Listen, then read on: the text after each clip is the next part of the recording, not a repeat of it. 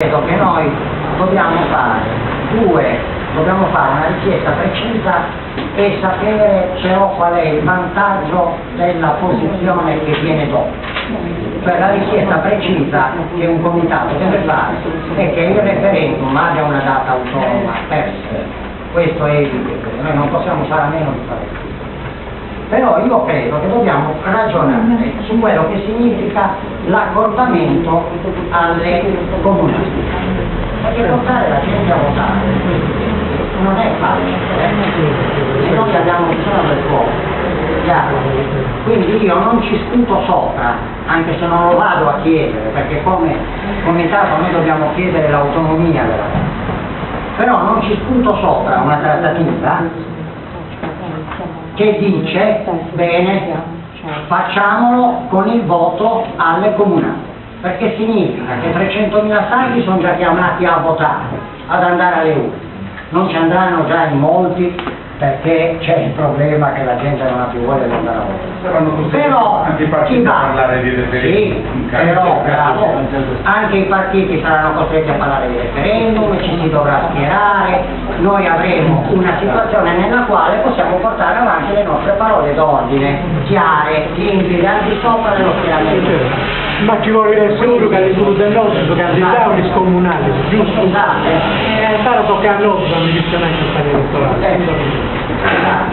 E quindi direi che la soluzione se ce l'accorpino al primo turno, diciamo, delle comunali, non viene male, neanche per noi, neanche per le nostre esigenze, al di là del fatto che fanno l'operazione dicono per risparmiare 12.000 euro. Semmai va fatta una trattativa, Bastiano già non accennava, di questi 12.000 euro però vogliamo metterci bocca, 12 milioni dobbiamo metterci bocca, chiaro? Vogliamo che una parte ad esempio sia finalizzata a una pubblicizzazione imparziale a spese della comunità, della scadenza referendaria e altre cose che possiamo fare. È chiaro? Quindi mi sembra che affermato il principio come comitato che la data deve essere una data autonoma per semplicità, per correttezza rispetto agli stessi cittadini, nel momento in cui qualcuno dice no, lo accorpiamo alle comunali, noi questa cosa la andiamo a discutere nei termini che già partiamo. Ecco, per quel che riguarda ed eviterei tutti i percorsi che allungano la cosa, ecco. Anch'io sarei d'accordo ad esempio a un accorpamento con l'acqua, ma ci allungherebbe enormemente, non ci è rischioso, troppo rischioso. Ed eviterei qualunque cosa che ci porti davanti al TAR, perché significa menarcela all'infinito. Quindi visto che c'è questa scadenza che capita in un certo senso a pennello, perché c'è un'elezione amministrativa, agganciamoci lì una volta fatta l'affermazione di principio. Per quel che riguarda il simbolo, io insisto su un concetto su cui mi sembra che eravate d'accordo, chi c'era la volta scorsa.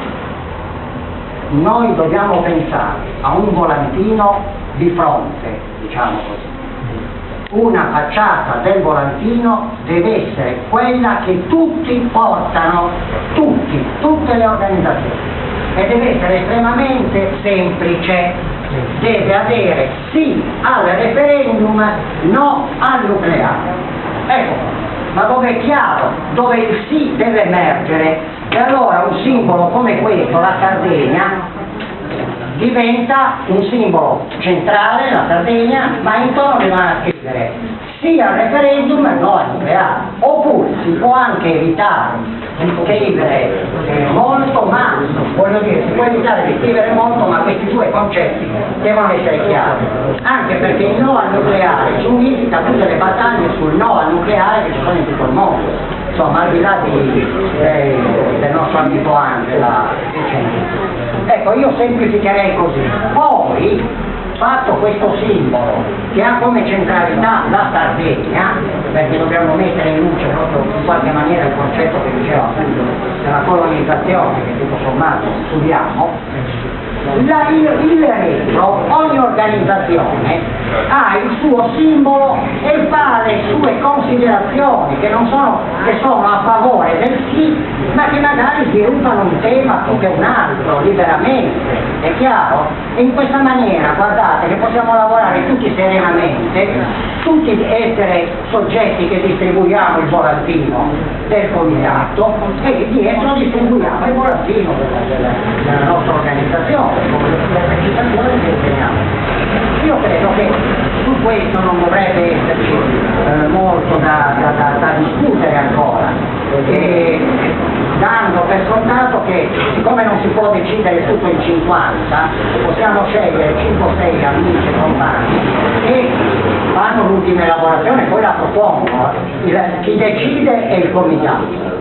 Ma qualcuno che elabora e dice guardate siamo arrivati a 2 elaborazioni, ecco, sono queste, scegliamo, oppure siamo arrivati a una, ve la presentiamo, cosa ne pensate, la buttiamo via, ecco, però devono essere 5 o 6 che fanno questo lavoro, perché incominciano anche a fare una scaletta di incontri nei vari territori, su cui 5 o 6 persone, su cui si possa contare, perché hanno diciamo così, la professionalità, l'esperienza referendaria, l'esperienza di dibattiti e che possono andare quindi a presentare la posizione del comitato, non la propria, la posizione del comitato sul referendum.